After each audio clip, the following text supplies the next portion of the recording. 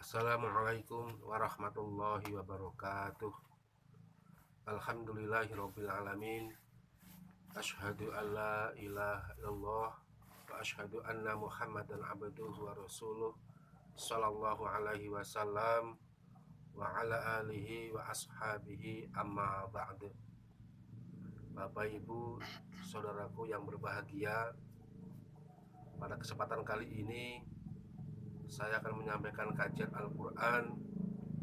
Mudah-mudahan apa yang saya sampaikan ini bisa bermanfaat untuk kita semuanya, bisa menjadikan kita sebagai hambanya Allah yang bertakwa kepada Allah, hambanya Allah yang mempunyai budi pekerti yang baik, hambanya Allah yang bertanggung jawab dengan pengakuan bahwa dirinya mengaku orang Islam.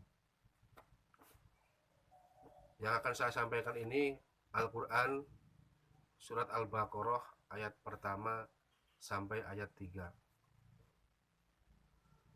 A'udzubillahi minasyaitonirrajim. Bismillahirrahmanirrahim. Bismillahi dengan menyebut nama Allah, Ar-Rahmani yang maha pengasih, Ar-Rahimi lagi maha penyayang. Dengan menyebut nama Allah yang maha pengasih lagi maha penyayang. Alif Lam Mim, ayat mutasyabihat. Tidak ada yang bisa mentakwilkan ayat mutasyabihat kecuali hanya Allah. Sesuai dengan firman Allah dalam Al-Quran surat Al-Imran ayat 7, Allah berfirman, "Wa ma ya'lamu ta'wilahu illallah." Tidak ada yang mengetahui takwilnya ayat mutasyabihat kecuali Allah. Hanya Allah yang tahu pengertiannya ayat mutasyabihat. Jadi tidak bisa diartikan alif lam mim, alifnya Allah, lamnya malaikat, mimnya Nabi Muhammad. Ini ayat mutasyabihat. Hanya Allah yang tahu pengertiannya atau artinya. Bapak Ibu, Al-Quran kandungannya ada dua, isinya ada dua, yaitu yang pertama umul kitab, induknya kitab atau pokoknya kitab. Yang kedua ayat mutasyabihat. Umul kitab yaitu ayat-ayat muhkam, ayat-ayat yang dijadikan hukum, ayat yang menghukumi, itu namanya pokoknya kitab, induknya kitab. Yang kedua ayat mutasyabihat.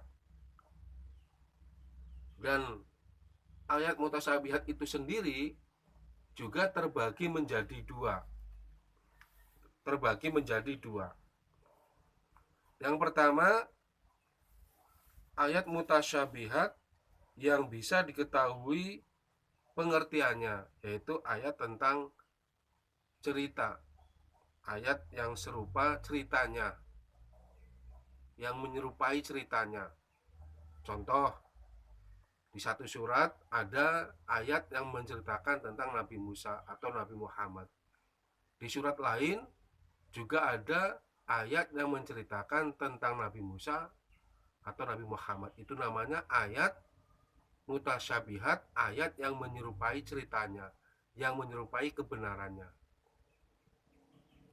Yang kedua, ayat mutasyabihat yang tidak bisa ditakwilkan, yang tidak bisa diketahui artinya kecuali hanya Allah. Seperti contohnya alif lam mim, lafadz ha mim, lafadz shod, dan lain sebagainya. Banyak ayat mutasyabihat yang tidak bisa diketahui ilmunya, hanya Allah yang tahu pengertiannya. Maka alif lam mim ini termasuk ayat mutasyabihat yang tidak bisa diketahui takwilnya atau pengertiannya, hanya Allah yang tahu pengertiannya.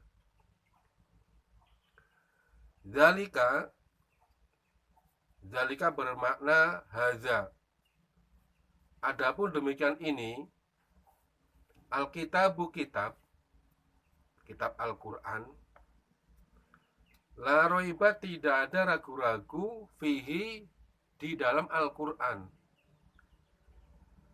Hudan, menunjukkan. Hudan bimakna aihadin, menunjukkan, lil muttaqina, bagi orang-orang yang takwa. Zalikal kitabu la raiba fih, demikian ini kitab Al-Quran, di dalamnya tidak ada keraguan-raguan. Al-Quran yang isinya 30 juz ini, yang diceritakan di dalamnya, semuanya terbukti, semuanya tidak diragukan lagi. Itu penjelasan yang pertama. Jadi yang diterangkan di dalam Al-Quran semuanya terbukti, semuanya tidak diragu-ragukan lagi. Penjelasan yang kedua, la raiba fi, yaitu tidak ada ragu-ragu di dalam Al-Quran, maksudnya bahwa turunnya Al-Quran memang benar dari Allah, memang betul dari Allah, tidak diragukan lagi. Allah lah yang menurunkan Al-Quran kepada Nabi Muhammad. Hudan lil muttaqin, dan Al-Quran menunjukkan pada orang-orang yang bertakwa sebagai cahaya. Al-Quran sebagai cahaya, sebagai nur, sebagai penerang bagi orang-orang yang bertakwa, penerang di dalam menjalani kehidupan, penerang di dalam melaksanakan ibadah kepada Allah. Jadi kalau kita ingin hidupnya terang benderang, tidak sesat, ya, ibadah kita tidak keliru, maka ikutilah Al-Quran, karena Al-Quran itu sebagai penerang, sebagai cahaya bagi orang-orang yang bertakwa. Orang takwa itu siapa sih? Orang takwa itu adalah aladina, orang-orang yu'minuna, yang membenarkan mereka, bil ghoibi, pada barang goib atau perkara goib, wa yuqimuna, dan menegakkan mereka, as-sholata, pada sholat, wa mimma, dan sebagian dari apa-apa, maksudnya harta, rozaqnahum, yang telah memberi aku Allah pada mereka, yungfikuna, menginfakkan mereka. Orang takwa itu adalah alladzina yu'minuna bil ghaibi, yaitu orang-orang yang membenarkan, orang-orang yang percaya pada perkara yang gaib. Dalam hadis tafsir Ibnu Katsir dijelaskan, an Ibni Mas'udin wa Bani Abbas min ashabi Nabi sallallahu alaihi wasallam, ammal ghaibi fama ghaba anil abidi min amril jannah wa amrin nar wa ma dzukira fil Quran. Adapun perkara yang gaib, yaitu adalah tentang ibadah dari perkara surga dan perkara neraka. Wa ma dzukira fil Quran, dan apa-apa yang disebutkan, yang diterangkan dalam Al-Quran, itu juga termasuk perkara yang gaib. Maka kita harus percaya. Kalau kita, ya, mengaku orang Islam, ya, mengaku orang takwa, harus percaya dengan perkara yang gaib, percaya dengan adanya surga, surga itu ada, percaya dengan adanya neraka, neraka itu ada, al jannatu hakun wan naru hakun, surga itu hak, ada, benar, wan naru hakun, dan neraka juga ada. Dan termasuk, ya, percaya dengan cerita-cerita dalam Al-Quran. Itulah yang dinamakan orang yang bertakwa, yang percaya pada perkara yang gaib. Wa yuqimuna sholah, dan orang takwa itu adalah orang yang menegakkan sholat. Sholat 5 waktunya ditegakkan, dikerjakan, dilaksanakan, karena itu merupakan kewajiban bagi orang Islam. Semua orang Islam yang sudah balik, baik laki-laki maupun perempuan, maka wajib mengerjakan sholat, wajib menegakkan sholat. Jadi kalau kita tidak mau mengerjakan sholat, maka agama kita runtuh, agama kita hancur. Sesuai dengan yang diterangkan dalam al-hadis, as-sholatu imaduddin. Sholat itu tiangnya agama. Tiangnya agama. Ibarat bangunan, kalau tidak ada tiangnya maka runtuh.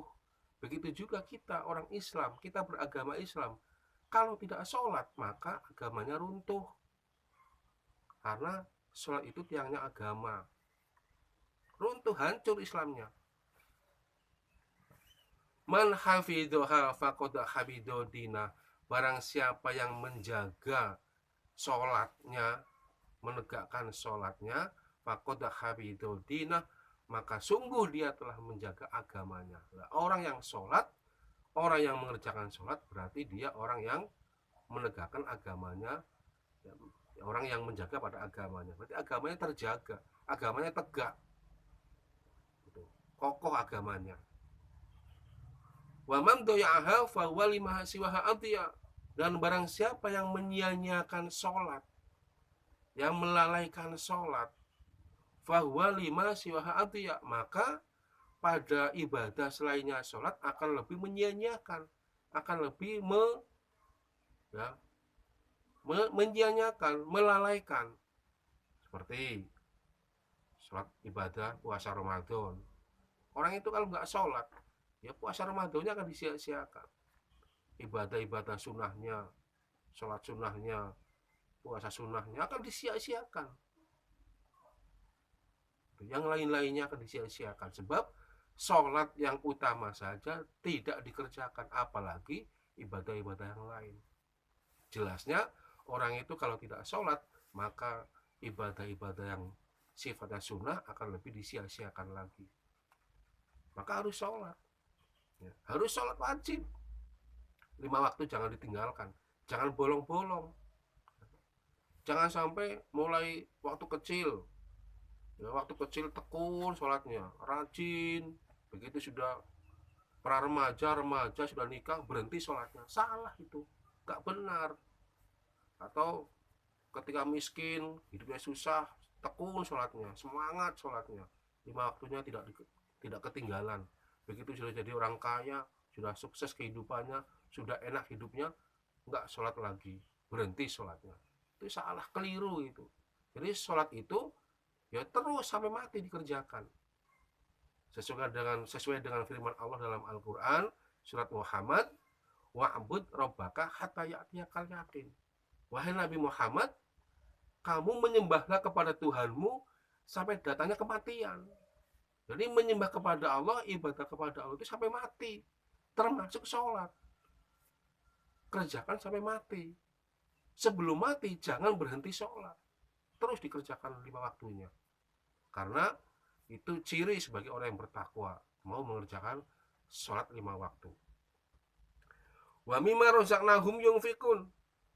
Dan sebagian dari rezeki yang Allah berikan kepada mereka, orang takwa, mereka mau menginfakkan.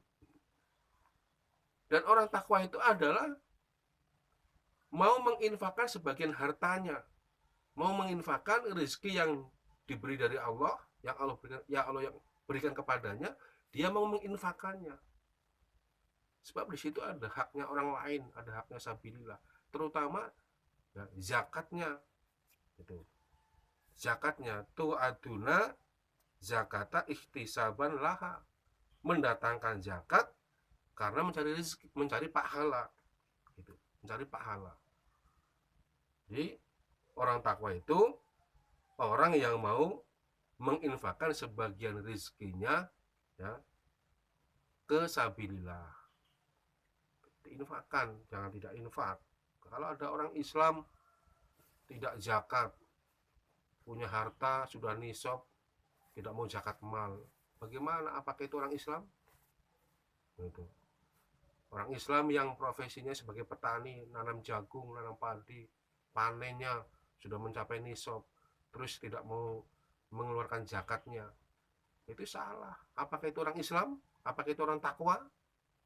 Bukan, belum dikatakan takwa kalau tidak mau zakat. Maka kita sebagai orang Islam ya harus mau mengerjakan perintahnya Allah semampu kita, dan mau menjauhi larangannya Allah sejauh-jauhnya. Alhamdulillah, jazakumullahu khairah. Semoga Allah paling barokah. Mudah-mudahan sedikit yang saya sampaikan dapat bermanfaat untuk kita semuanya.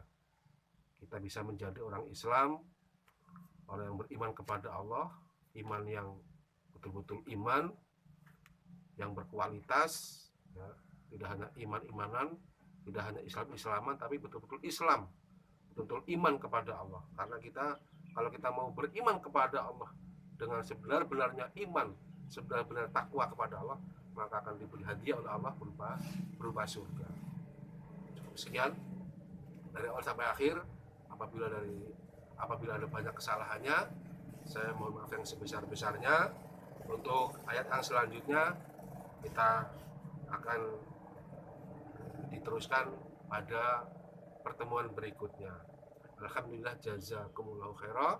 Semoga Allah paling barokah.